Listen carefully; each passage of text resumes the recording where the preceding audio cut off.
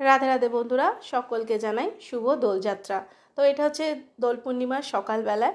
তো যথারীতি আজকে উপোস।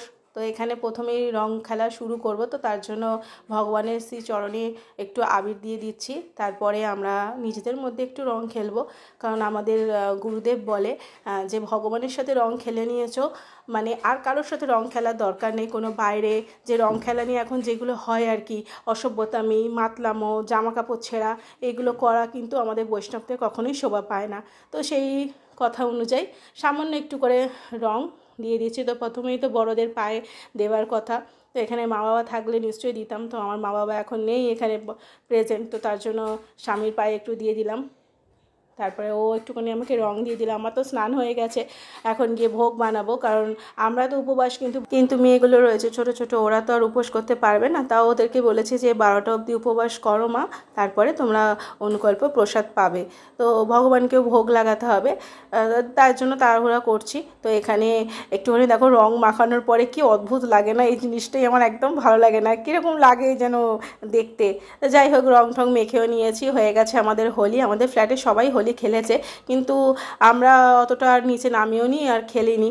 আর এখানে দেখো আমরা মুখ টুকগুলো ধুয়ে নিচ্ছি, কারণ ঘরে গিয়ে সমস্ত রং পড়বে। তো ঘরে আমি চলে এসেছি, তো ওরা হাত মুখ ধুয়ে আসছে, এসে স্নান করবে। তো এখানে আলু কেটে নিয়েছি, আলু ভাজা করব, দুধটা জাল দিয়ে নিয়েছি, সাবুর পায়েস করব, আর এখানে বাকুইটা সেদ্ধ করে নিয়েছি। আর এখানে বাকুইটের খিচুড়িটা রেডি হয়ে গেছে। আজকে আর তোমাদের সাথে রেসিপিটা শেয়ার করিনি, কারণ এর আগে বহুবার শেয়ার করেছি। তো এখানে দেখো আমি এদিকে তাড়াতাড়ি করে ভগবানের জন্য ভোগ বানাচ্ছি, আর এখানে প্রভুজি যত বাসন পড়েছে, তাড়াহুড়া করতে করতে অনেক বাসন পড়ে, তো সেগুলো ক্লিন করে আমাকে সাহায্য করে দিচ্ছে। আর ভগবানের সংসার দুজনে মিলেই করি। আর এখানে দেখো ভগবানকে ভোগ নিবেদন করেছি, ভোগ দর্শন করো, ভোগ দর্শনে দুর্ভোগ কাটে।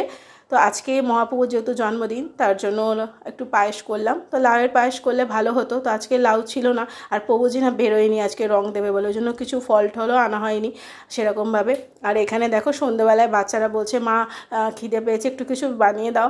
ফল থাকলে ফল আমন্য করে দিতাম। তো এখানে একটু আলু কেটে আলু পকোড়া করে দিচ্ছি, আর ভগবানকে ভোগ লাগাবো, তারপরে ওরা প্রসাদ পাবে, কারণ ভগবানও সে অনেকক্ষণ খেয়েছে, হয়তো খিদে পেয়ে গেছে। আমি না এইভাবে নিজের ভাব থেকেই ভগবানকে যখন তখন ভোগ লাগাই গো, যা খাই। আর এখানে রাত্রিবেলায় সকলে প্রসাদ পাবো, তো তার জন্য সাবু ভিজিয়ে রেখেছিলাম, আর করছি সাবুর পোলাও। আর এখানে সবজির মধ্যে নিয়ে নিয়েছি গাজর, আলু, ফুলকপি, আর সাবুটা এরকম ঝরঝরে হবে, একদম সেদ্ধ হয়ে গেছে। তো এইরকমভাবে করলে না সাবুটা পোলাওটা একদম ঝরঝরে হয়।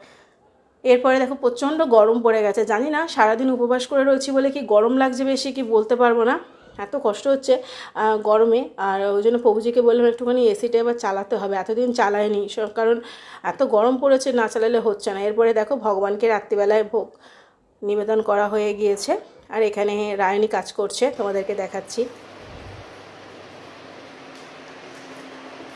কি করছো মা?